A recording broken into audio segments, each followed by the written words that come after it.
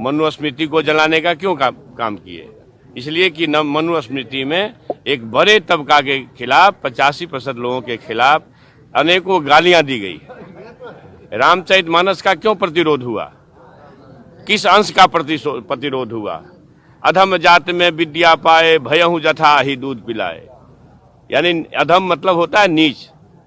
दुनिया के लोगों सुनो, आपके माध्यम से कहना चाहता हूं, नीच जाति के लोगों को शिक्षा ग्रहण करने का अधिकार नहीं था, और उसमें कहा गया है कि नीच जाति के लोग शिक्षा ग्रहण करके जहरीला हो जाते हैं, जैसा कि सांप दूध पीने के बाद होता है। हम इस सवाल में मैं इसलिए ये बात कहता हूं कि इसी चीज को कोट करके बाबा साहब अम्बेडकर ने दुनिया के लोगों को बताया, ये जो ग्रंथ हैं नफरत को बोने वाले, एक युग में मनुस्मृति, दूसरे युग में रामचरितमानस और तीसरे युग में गुरु गोवलकर का बंच ऑफ थॉट, ये दुनिया को नफरत, हमारे देश को, समाज को नफरत में बांटती है। दो बातें इसमें हैं कि एक तो या तो उन्होंने रामकथा ठीक से पढ़ी नहीं है, और दूसरा क्या वे किसी एक धर्म को, किसी एक मत को ही इतना सहिष्णु मानते हैं कि उस पर बोल सकते हैं।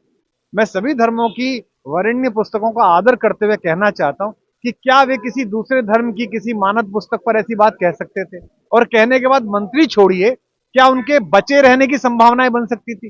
कितना कष्ट होता अगर वो ऐसा बोल देते। तो किसी की सहिष्णुता को, किसी की सहृदयता को लाचारी समझ लेना, ये बड़ी खराब बात है। फिर इसका लोग राजनीतिक उपयोग करेंगे, फिर कहेंगे देखिए धर्म के नाम पर ध्रुवीकरण हो रहा है। तो मैं आशा करता हूं कि आगे से वे इस बात का ध्यान रखेंगे। अगर उन्हें रामकथा के विषय में पूरा ज्ञात नहीं है तो मैं उन्हें अपने अपने राम के जो मेरे सत्र हैं उनका आमंत्रण देता हूं कि वो आए, वहां सुने, अग्रिम पंक्ति पर बैठे। कोई शंका हो तो उसका निवारण जो मेरा ज्ञान है, मेरी सीमा है, उसके माध्यम से मैं करूंगा। और मैं आशा करूंगा कि बिहार में जब मैं अपने अपने राम करने के लिए जाऊं, मैं तो उनकी विधानसभा में ही जाना चाहता हूं, जहां से वो जीते मैं वहीं करना चाहता हूं, ताकि कम से कम उनकी जनता भी राम की कहानी समझे।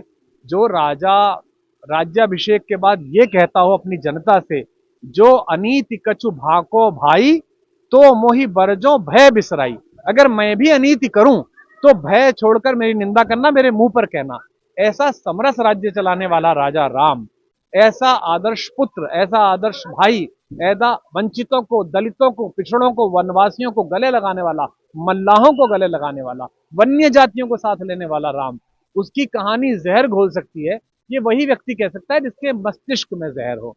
तो मैं उनके मनस्ताप के शांत होने की कामना करता हूं और अपने भगवान राम से प्रार्थना करता हूं कि उन्होंने तो बहुत सारे जयंत, जिन्होंने उनकी निंदाएं की, जिन्होंने प्रहार किए, उनको भी मोक्ष प्रदान किया, इनको भी जीवित रहते हुए मोक्ष प्रदान कर। खबरों की ज्यादा जानकारी के लिए अपने पसंदीदा चैनल खबर प्यारी को लाइक करें, शेयर करें और सब्सक्राइब करें।